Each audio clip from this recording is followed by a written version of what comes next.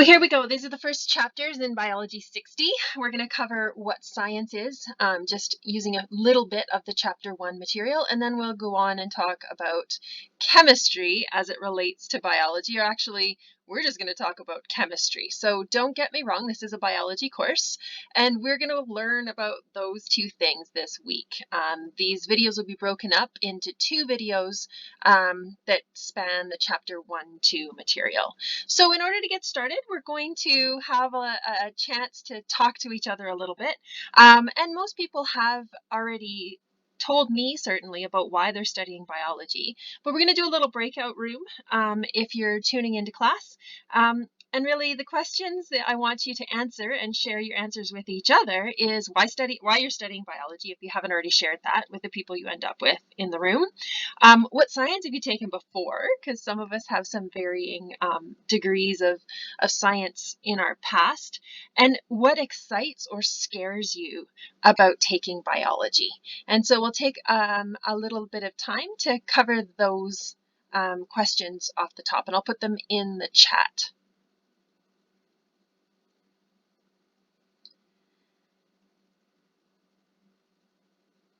Okay, so we're going to study biology, and in exploring biology, it is the scientific study of life. That's what we're studying in biology is life. And if it's a scientific study of life, we're going to start by talking about what science is. And science is a way of knowing. It's a body of knowledge. It's a subject that you study, but it's also a process, and it's a way of knowing. And science is something that it's hard to imagine our lives without anymore. But it has evolved through, in our culture, and it is something that at one point was controversial and was new. So we're going to talk a little bit about science, the scientific process, and then a little bit about scientific literacy, because that's something of a major goal of mine, is to really help us all become conscious consumers of media and marketing and all that. And this course really is applicable because we are all living in a body. And yeah, so we'll talk a little bit about that, and then we'll get into the chapter 2 stuff. All right. So I want you to think back to your grade school days and the scientific method. So the scientific method is, what you would have been introduced to with your first science fair project, if that's what you remember or that's what you did. And really what we're trying to do with the scientific method is a process that helps us figure out answers. It helps us obtain knowledge for what's going on, what our questions are in our observations about what we see in the world. And so really that's what we're trying to do is, whoops, I didn't add notes, is obtain, oh, it's not adding notes, sorry. Oh my gosh, there, knowledge. It's an inquiry-based process. And so we're looking for information, explanations, and answers to specific questions. So we see something out in the world and we're looking for an answer or an explanation to that observation. It's a scientific process, eliminates human bias, and observes biology or chemistry or physics, whatever the science is, in its truest sense. Now, this is an interesting idea because that is something that definitely is science's nemesis, and it's almost impossible to get rid of. So I think it's interesting to think about science in terms of this as a goal, because it really is meant to be a search for the truth. And there's a couple really great videos down in the additional videos and extra resources on the Moodle site that goes into some really cool ideas about how we perceive science, and we have vocabulary around science. So I just encourage you to check those ones out. So science does not achieve certain knowledge without proofs. And so science, what it does, the process of science, arrives at theories, and theories get stronger and stronger as they're supported by more evidence. And so we're going to start out here. Remember I said those videos that were down below talk about how we casually use language and how science uses language. So what we're talking about here are scientific uses of these words. So you might have a theory about why you aren't good at math, but using that casually is not the same as what we do in science. And so a scientific theory is actually bigger than a hypothesis. A theory has a whole lot of evidence behind it, and the evidence that we're talking about are supported hypotheses. And so let's just go back. A hypothesis is a proposed explanation. It's an answer. It's a potential answer, I should say, to your question that you're trying to solve. And so the big thing of this is that it's testable, and that's what experimentation is this testing of it. So experimentation results in proven hypotheses, hopefully. And hypotheses, the more and more hypotheses that we can put together, the more testing that we do results in scientific theories. So they are broader in scope than a hypothesis. This is very specific. These words are almost nested together. Hypotheses lead to theories. And theories are supported by a large and usually growing body of evidence. So that idea that, science is a process, it's not something that we're done. It's something that we continually do. And so that's the idea with how science uses the word theory. So widely accepted theories explain a great diversity of observations and are supported by lots of evidence. So examples of theories would be the theory of evolution, the theory of climate change. And, oftentimes those are discredited because they're just a theory. And really, if we were to take the word theory as used casually, it's really different than used scientifically. And so when it is used scientifically, it means more than what we mean when we're using it casually. So I put this statement in here, and this is my opinion. There is some bias in this. Remember I said science, no human bias? I would say should, perhaps. I mean, you can agree. Whoops, my pen isn't writing.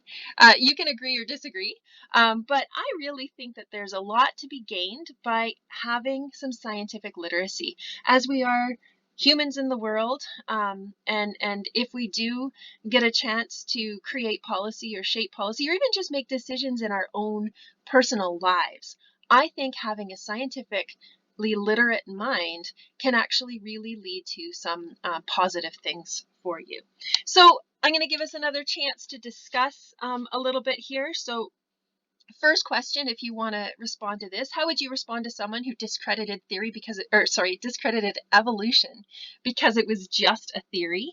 How would you talk to, I don't know, a climate change denier or a flat earther, any of those? So how do you see science fitting into that? And then potentially, if those questions don't really spark much conversation, because maybe you're like, okay, we all agree. Next question.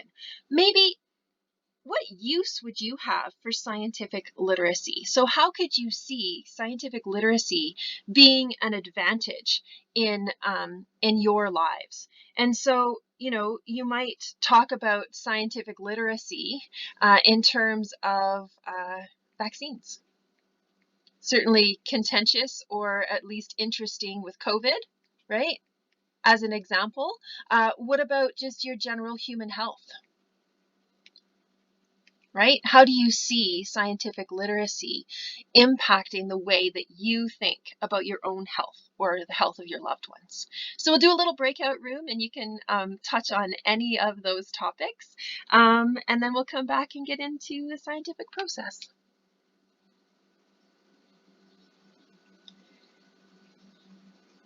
So scientific inquiry, this is where you think back again to your science fair days. And in your science fair days, you would have been asked to go through a series of steps. And so sometimes there's a hypothesis, which we've already talked about, observations, predictions, and testing those. And so really, we're going to focus on a few of these. So observations, so hypotheses we've done, sorry. Your observations actually kick this off. So they could either be qualitative, like color, right? So what color is water before it freezes? What color is it after? Qualitative observations, or you could make quantitative observations. And those would be numbers or values. They'd be mass or density or those sorts of things. And you're going to test those predictions. And this is really scientific inquiry. This is that process of science. As I was saying, science isn't done. keep going always with science. So good experimental design is important. When we think about these, I've suggested down at the bottom to think about a clinical drug trial. And we do have some clinical trials going on. As of late, we have some vaccine trials going on. And so if we can just imagine that as an example of this, then maybe this will make some more sense to us. I often find that in biology, when you apply these concepts to something you're familiar with, all of a sudden it turns it from a whole bunch of words into something that actually has more meaning to you, and you can kind of get your head around and then apply it to other examples. So if we have a good experimental design in a clinical drug trial, so this is in the phase of testing where it actually gets tried on humans. That's what a clinical drug trial is. So we'd like a large sample size. We don't want to try this out on just 6 people. That's not going to give us enough evidence, obviously. We also want randomized individuals. So we don't want, all of our individuals coming from one neighborhood, or all men, or all women, or all children. As you can imagine, there's so many variables that need to be randomized when we talk about humans. And so that prevents bias. It prevents skewing of the data for other reasons too. Observers, so the experimenters, should be blinded to the experiment when measuring results. And what that really means is that as a researcher, you shouldn't know who got the experimental vaccine and who got the placebo. So that's what it says down here. Ideally, the experiment and control groups, so this would be the drug or the vaccine in this case that have been going on, and the control would be the placebo. And we've heard about the placebo effect. So that would be a fake injection as a vaccine or a sugar pill instead of an actual medicine.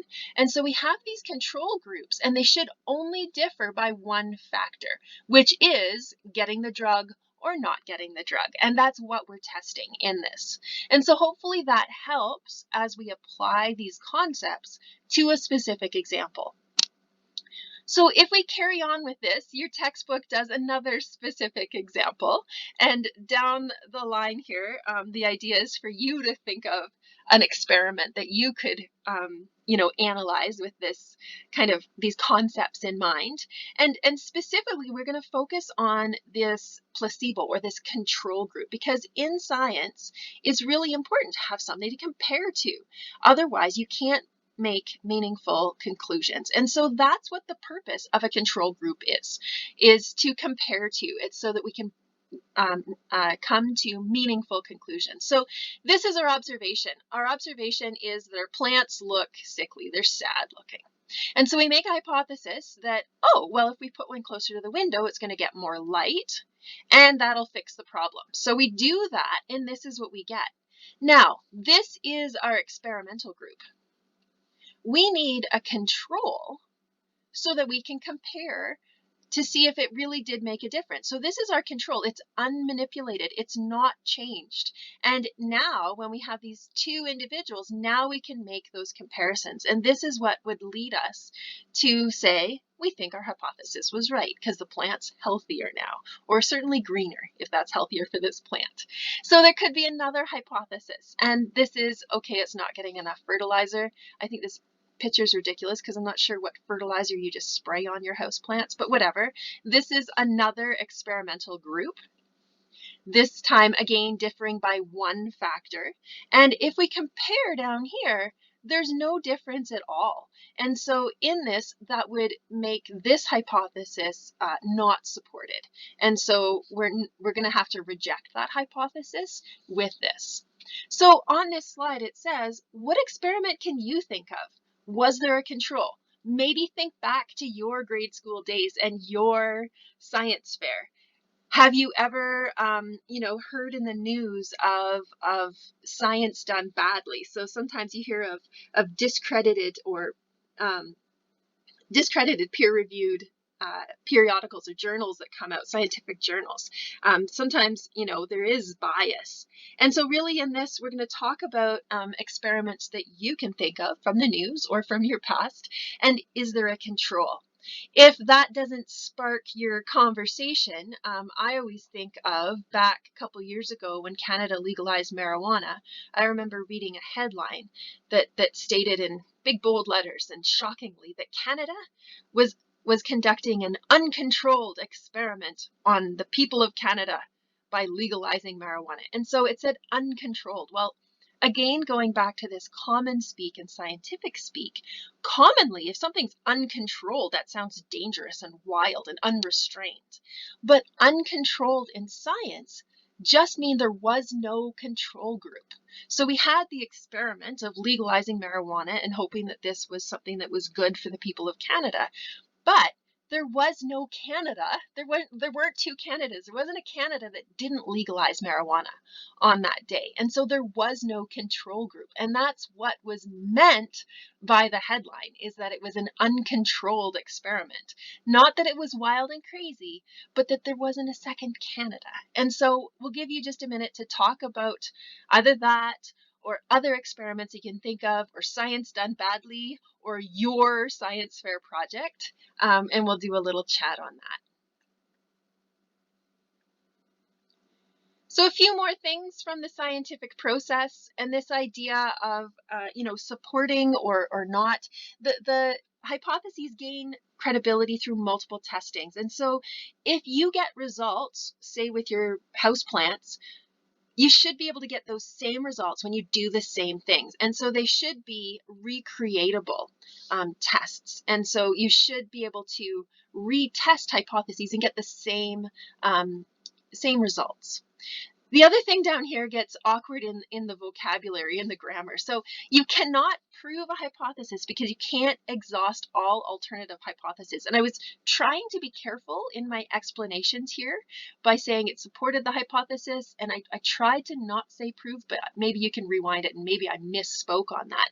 Because specifically, and I put it in here because I obviously always stumble on it, is that testing supports a hypothesis not by proving it right, but by not proving it wrong, if you will, by not eliminating it through falsification. So it's like a double negative, which is kind of a sneaky way. Well, that means it's right, but it's not wrong. I see I'm all tumbled up on my negatives here, but that's the idea, is that, science isn't done. We have to keep going. You have to keep looking at alternative hypotheses and seeing if there are another or a better explanation. And so that idea that the science is a process, it's a way of knowing, is really important to talk about, in addition to the specific use of language and scientific literacy.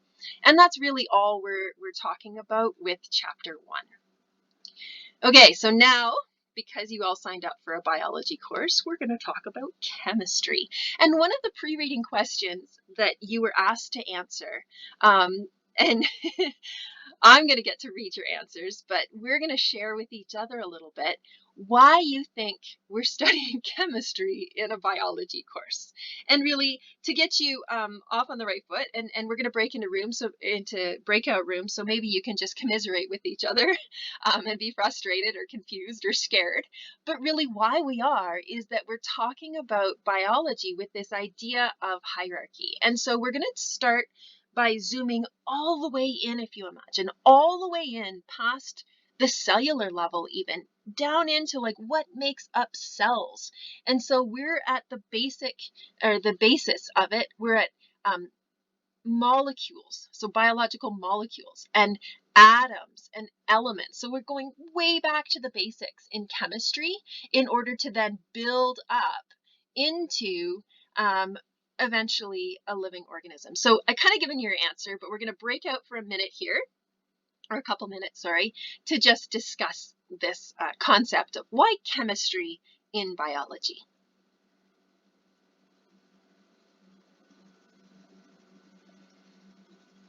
So hopefully you haven't just complained to each other, or at least maybe you feel supported and not alone. It is always a bit of a tough sell. There's several of us have just come from a Science 10 background. Some people have taken chemistry before. I really do stress that this is, we're only doing the basic level of chemistry. Like, we're not going way down deep into it. So there's many rabbit holes that you can fall into, but please ask for clarification, and so that you don't feel frustrated or fall into those rabbit holes of details that are overwhelming if you're having trouble with this. So chemicals are at the base level of biology, and when we look at it as a hierarchy. And so what we're talking about as a hierarchy is that chemicals get arranged into higher and higher levels of complexity or structural organization here. That's what we're talking about. And so you can imagine that eventually all of these things, all these chemicals build up and eventually lead to the formation of you, or a living organism, a plant, whatever it is that we're studying. And so that's why, in a nutshell, believe it or not, we're looking at chemistry in biology. So if we do talk about chemistry, it's the study of matter, and what matter is anything that takes up space and has mass. And just for anyone who's taken physics before and going into this scientific literacy or specificity, mass and weight are different things when you talk about those in physics. And so I had to put this in here. If you are a physics person, mass is measured in kilograms and weight is measured in newtons. If you're not a physics person, ignore that, but I just had to put that in there. And so if we're talking about things that take up space and have mass, the smallest thing, the most simple, the base building block, if you will, in this hierarchy would be an element. And so matter, at its most simplest, basic level, is made up of chemical elements. And what an element is basically anything on the periodic table. And so this is the main reason I gave you a copy, or I'm going to flip to a copy of the periodic table. So if we take a look at the periodic table has everything that is an element. And so you'll notice that there is no water, because water, getting ahead of myself, is a compound. It has hydrogen, which is an element, and oxygen, which is an element, but they're together. So that's not just an element, it's a compound. Carbon dioxide would be another compound not on here. And there's several things, like bronze is a mixture. It's not on here. So again, the periodic table, just for interest, you're not tested on it, but it is really a list of all of the elements. And if we take a look at nature, there's 92 elements in nature. There's a whole lot more than that on that periodic table, because some elements are only able to be isolated in the lab. And if we take a look at those 92 elements that are naturally occurring, almost all of them actually exist in compounds or in other in compounds or molecules. So only a few of them exist in a pure state. So you can throw into the chat room now, or just brainstorm, what elements can you think of that exist in a pure state? It could be chlorine, could be oxygen, could be nitrogen. You can scan your periodic table and give a thought to which ones you could imagine or think of in a pure state. And I put in the notes here just a reminder, you're not tested on that periodic table. It's just interesting to look at. The flip side of it gives a little more context as to, what these elements are actually in. So as we study life or biological things, we're going to talk about the four big ones. So if we're to talk about the most common elements that are in life, or human life specifically, but really all life or all living organisms, carbon, hydrogen, oxygen, and nitrogen are the big four. Now this isn't the correct order, it's not from biggest to smallest, but I put them in this order because they actually spell something out. And so those kind of memory devices, those kind of things that like jog your memory or draw your attention at least to the key details here, can be really useful. And so that's why I put them in that order. You can call it Chon, you can call it Chon. That sounds a little more fancy maybe, but those are the most common elements in organisms. And as an example, this is just a little factoid, until you have something to connect it to, your genes, your chromosomes are made up of molecules called DNA, probably heard of it, and DNA has all 4 of those elements in it. And obviously, there's a fair bit of DNA in you. Different arrangements of elements provide unique properties for each chemical compound in living organisms. And so this is where we start to build that complexity. We move up in the hierarchy to understand how these come together. So individually, elements have characteristics, but once we start to put them together, they also have characteristics. And so we're going to move on to that. This is out of your textbook. I put it in here just to illustrate that it's not in the right order here. And then some of those other ones. So 25 elements are essential to life. These are the most common ones, as you can see at the top. And then we have some more. These are things that you might take a supplement for, like a calcium supplement or a magnesium supplement. And then down here would be the trace elements. So it's hard to think of having some of these in you, but you do. We all do. And then there's others that might be familiar to you dietarily. Okay, so back to this idea. So we finished with elements, and I left off with that idea that elements have characteristics, but then how they come together, they also have characteristics. So moving up in this complexity, elements on the periodic table, compounds are substances consisting of 2 or more elements combined in fixed ratio. And I put this in red because that fixed ratio is really important. So here comes the first and the worst joke that I'm going to tell.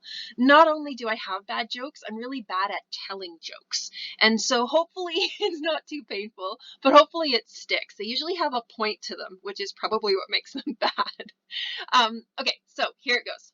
An upgrading student walked into the cafeteria and wanted to sound really intelligent, wanted to impress the cafeteria worker. So instead of asking for a glass of water, they asked for a glass of H2O.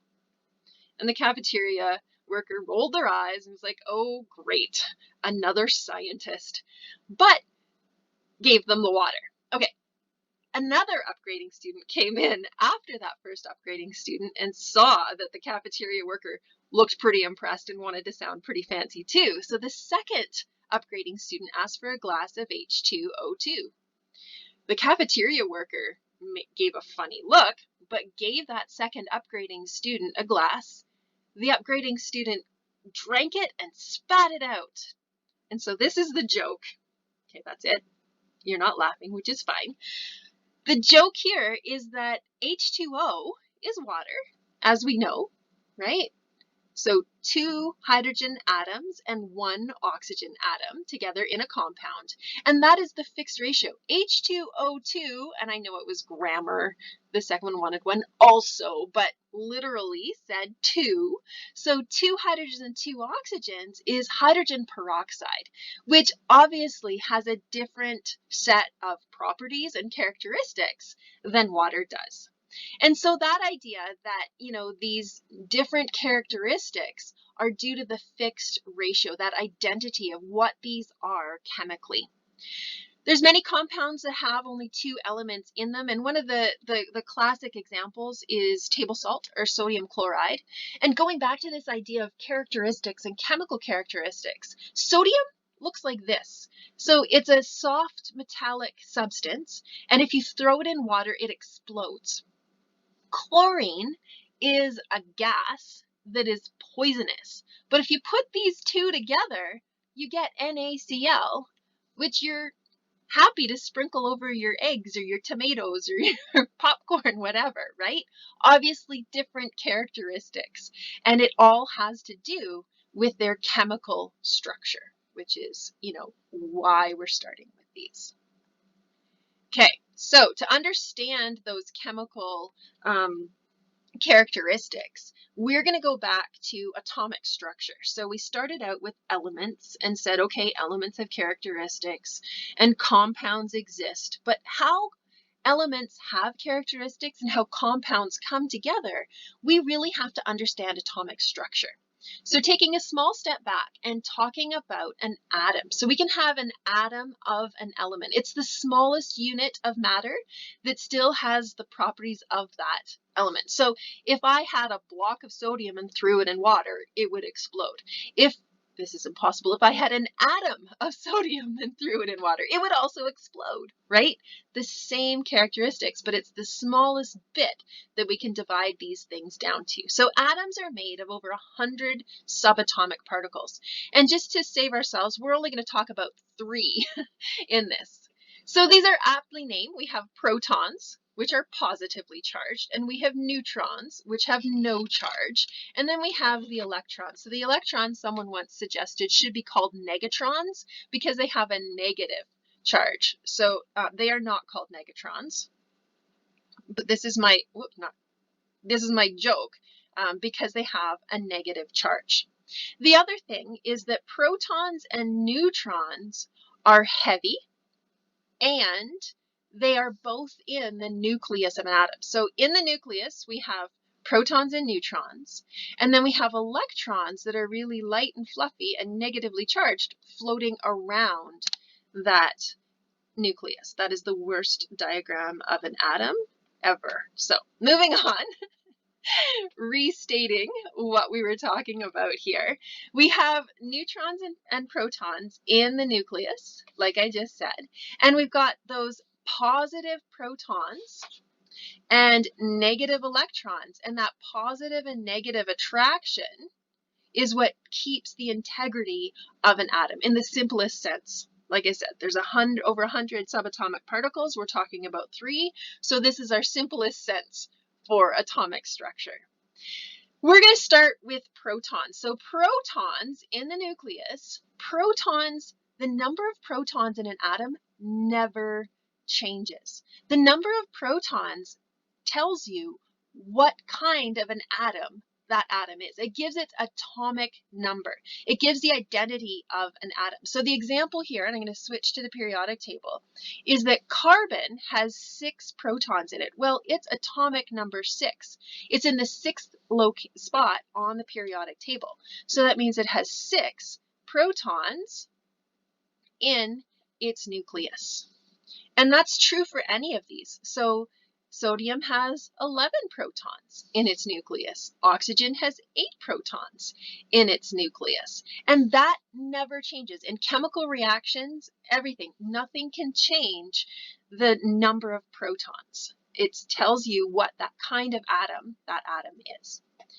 Moving on, and again, going with the nucleus first here, the number of protons and the number of neutrons, that total number is basically the mass. And so I said that protons and neutrons are packed in the dense nucleus. And so it's the number of these, the total number gives the mass of that element. And so carbon, we're going to talk about carbon in a perfect world, has 6 protons, 6 neutrons, and 6 electrons. Perfect world, all these numbers are the same. And it would have a mass as the sum of the protons and the neutrons, right? It would have a sum of 12. And so the mass number is something that's useful as we build upon this and realize that we don't live in a perfect world. And I know we all know we don't live in a perfect world, but it's nice to at least start our chemistry discussion in a perfect world. So here's our perfect world illustration of a carbon atom. We have that nucleus having 6 protons and 6 neutrons in it, and then the 6 electrons outside of that nucleus in the cloud. So just as a review here, we're going to talk about these 3 subatomic particles and fill in this chart. So protons had, what charge does it have? It had a positive charge. Neutrons had no charge, and electrons had a negative charge. Where are these subatomic particles in the atom? Well, protons and neutrons were in the nucleus, that dense center part of the atom. And the electrons, we say that they're outside the nucleus or in the cloud, if you will. The significance of these, and we haven't talked about the significance of electrons. We will after we talk about isotopes. But really, what does it tell us? The number of protons gives us the atomic number. If that weirds you out because you're not sure what that is, it gives the identity of the atom. It tells you what it is. The number of neutrons is significant because of this mass. And so we had this idea that living in a perfect world, the number of protons plus the number of neutrons gave the atomic mass of the atom. So we could pick an element and we could list the atomic number, the mass number, the number of protons, the number of neutrons, and the number of electrons. And we can pause the video and do that together as a group, or you can do that on your own. So the last topic for this video is a little bit more on the number of neutrons. So isotopes, you may have heard of isotopes. I know I had a CAT scan once where they injected an isotope of iodine into me so that they could look into my brain to see what was going on.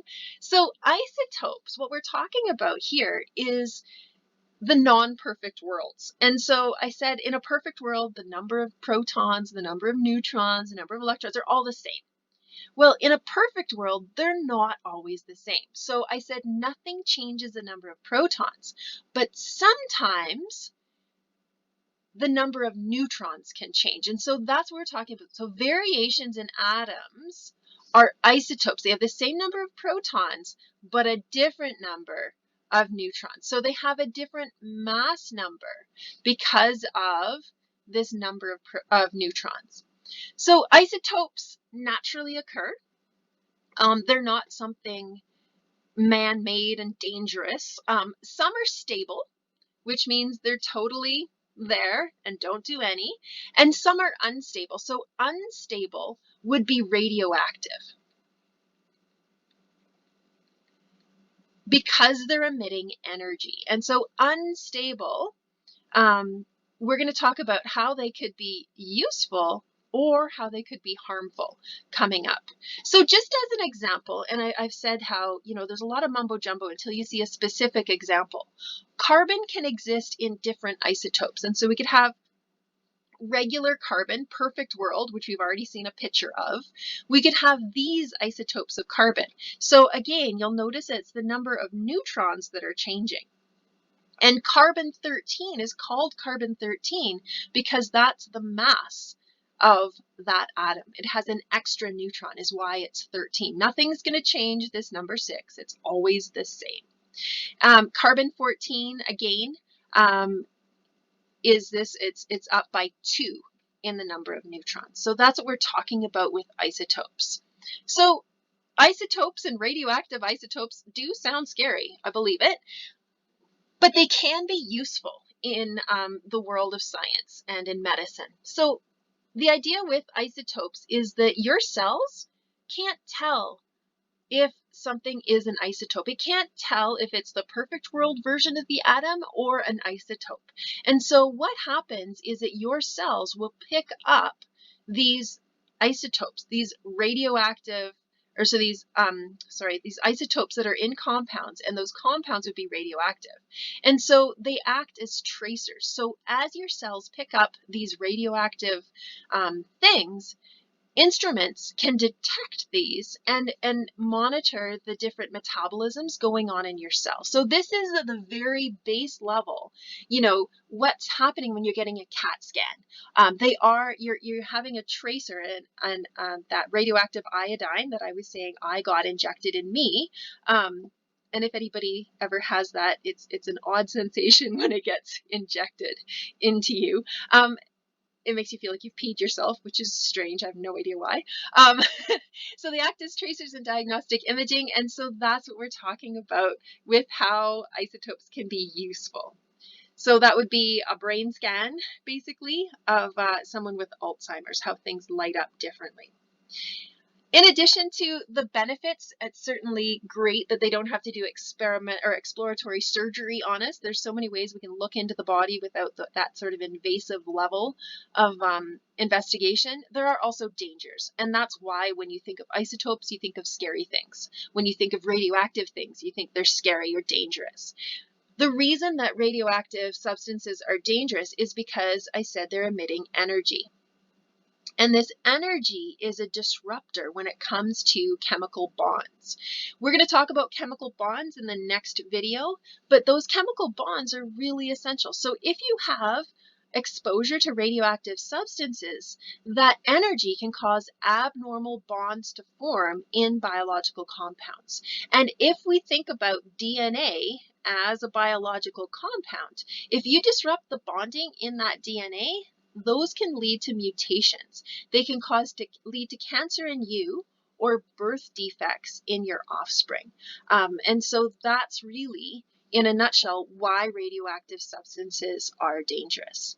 So we've gone through science, we've gone through our hierarchy, we've started talking about elements and compounds, and then I said before we really get too far on elements and compounds, we need to talk about atomic structure. So we've talked about protons and neutrons. The next video is going to talk about electrons and take our conversation about chemical compounds and bonding a little bit further.